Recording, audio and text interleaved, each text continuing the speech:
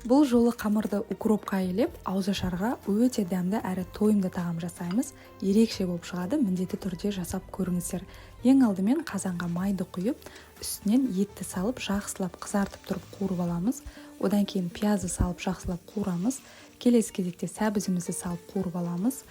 Томат пастасын немесе қызанақты саламыз, және де дәміне қарай тұз, бұрыш дәмдеуіштерін салып, үстінен суын құйып, еті піскенше баяу отта қайнатамыз. Қамырын илеу үшін укроп, 2 жұмыртқа, тұз және кішкене суды құйып, блендердің көмегімен осылай езіп аламыз. Енді үстінен ұнды салып, қамырымызды илейміз. Орташа тығыздықтағы қамыр иленеді. Қамырды 15 минут тындырып қойып қоямыз.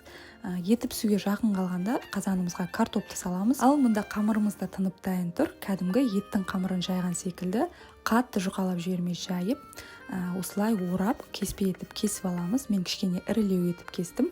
Артық ұндарын қағып, осылай